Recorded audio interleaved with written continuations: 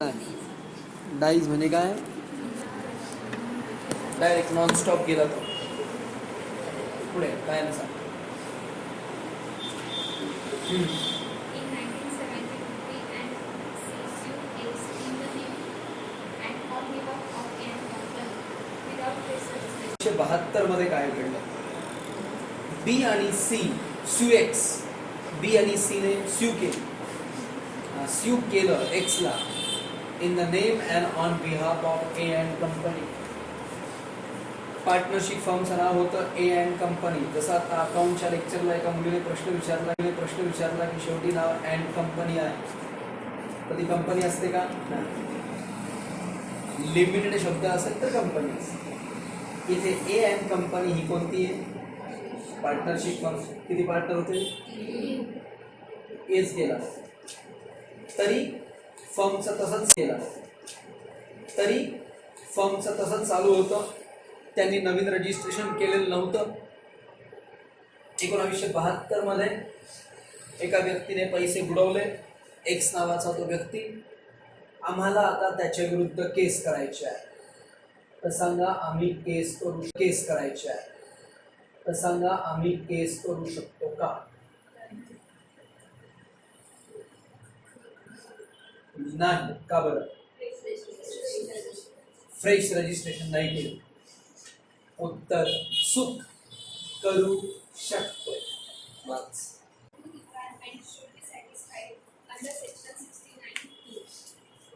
Satisfied, दोन गोष्टी satisfied झाल्या पाहिजे. सॅटिस्फाईड नंतर साईडला बाण मारून लिहा. फॉर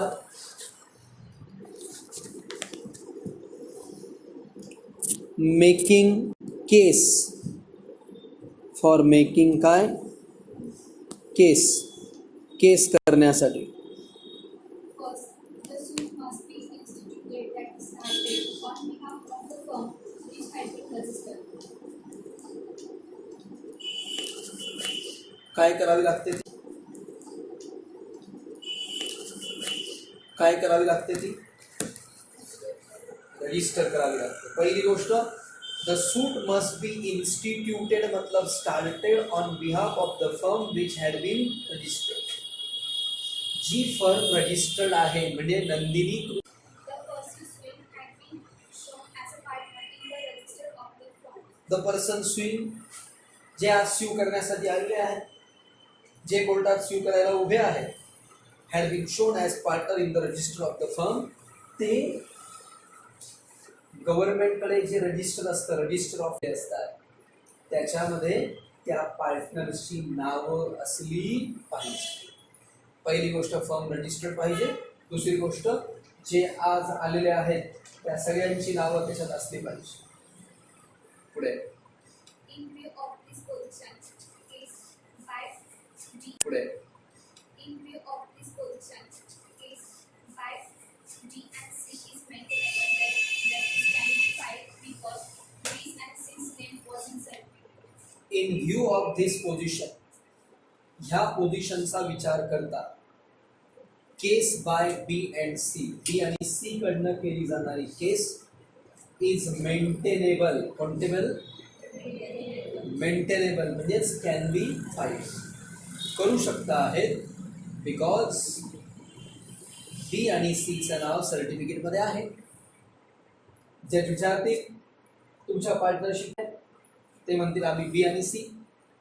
मग ए पुढे वारला, मला सांगा ए जर वारला तर आता यांनी कंपनीचं नाव बदलून, ए गेलेला आहे तर नाव बी किंवा सी ठेवायला पाहिजे का नाही?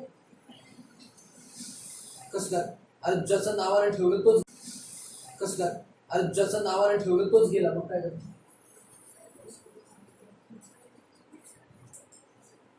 काही फरक पडत. सपट, ज्यांनी सुरुवात केली सपटची, ते सपट गेले म्हणजे काय नाव बदल? सपट गेले म्हणजे काय नाव बदल? किंवा अजून एखादं काय सांगू, एखाद्या व्यक्तीचं नाव जे आज नाहीये. Budha Halwai. You know Budha Halwai? No yes. Budha Laxman Wagh असं त्यांचं नाव. आमच्या इकडे बुधवार पेठमध्येच पुढच्या पेठमध्ये ते होते आणि मधली होळीमध्ये बरं. मग आता मला सांगा, आता बुधा हलवाई शब्द चालेल का? नाही. आता बुधा सण हलवाई, बुधा सण हलवाई असं जेव्हा अशी कन्फर्म माहीत नाही, मी आपलं काही लावलेलं आहे. ओके, बुधांचं माहीत होतं, यांचं माहीत नाही. आता ते पुन्हा येतील का? पुन्हा एकदा गेल्यावर पुन्हा पुन्हा थोडी येतील, पण ते नाव चालतं. नावाचा आणि कोण जिवंत आणि कोण गेले त्याचा काही संबंध नाही. पुढे Now, in the above पुढे illustration, if they admitted B as a new partner and वरच्याच उदाहरणाला कंटिन्यू ठेवलं. 1972 मध्ये केस करण्याच्या आधी आम्ही एक नवीन व्यक्तीला पक्षामध्ये प्रवेश दिला आणि आता आम्ही केस फाईल करायला गेलो. वाच. and then file a suit against X without fresh registration is instrument report. आणि त्यांनी केस फाईल केली एक रजिस्ट्रेशन, कुठलाही ताजं तवानं रजिस्ट्रेशन न करता. Is the suit maintainable? He suit maintainable आहे का बरं? आता असू दे, आम्ही डीला घरीच ठेवलं, कोण त्याला आम्ही घेऊनच नाही गेलो कोर्टाला. ज्याच्या विचारलं कोण पण आले ए आणि घेऊनच नाही गेलो कोर्टाला. ज्याच्या विचारलं कोण पण आले ए आणि येतं गेला बी आणि सी आले. डीला आम्ही दाखवलंच नाही. काय वाच. The firm cannot sue X as this name has not been entered in the register. डीचं नाव तिचे लागलं, Entered in the register. डीचं नाव तिचे लागलं. हे पण डीला आम्ही नाही घेऊन जाऊ. तुम्ही घेऊन जा किंवा नका घेऊन जा, तो तुमच्या फर्म मध्ये आहे ना. जज पहिला प्रश्न विचार, सांगा तुमची फर्म रजिस्टर्ड आहे का? आहे का? काही माहिती कशाला दगड आधी माहीत करून घ्या. बोला, रजिस्टर्ड आहे? या. किती आले? कौन? टोटल कितने पार्टनर है? 3 है.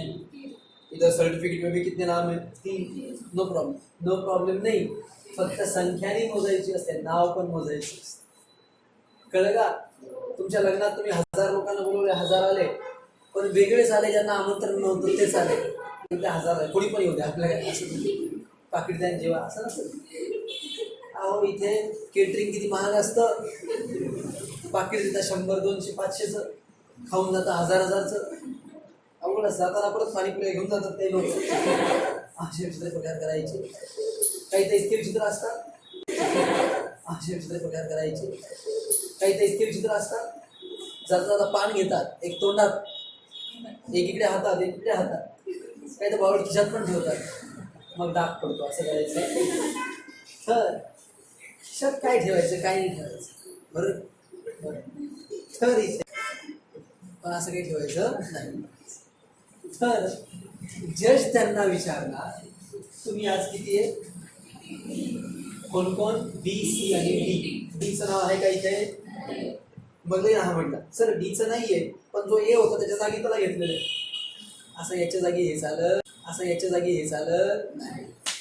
पुढे It was pointed out that in the second requirement, the place phrase पाहिजे. फ्रेज चुकून फेज झालंय, तिथे करा फ्रेज. PHRASE. करा phrase. PHRASE. the phrase person suing means the court will only see that all parties in the firm as not today are those whose name was entered in the register, that is settled. Yes, सगळे ते लोक आहे ज्यांचं नाव कुठे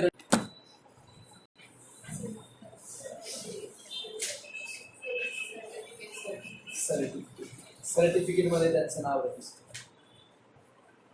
person swing. स्विंगचा अर्थ the court will only see that all the parties in the firm as on today, comma, आज जेवढी firm as on today, comma, आज जेवढे बी आहे आर दोज ते आहे हुज नेम त्यांची नावं was entered in the register और सर्टिफिकेट. दोघांमध्ये सारखीच नावं असतात असं बघितलं जातं. पुढे पुढे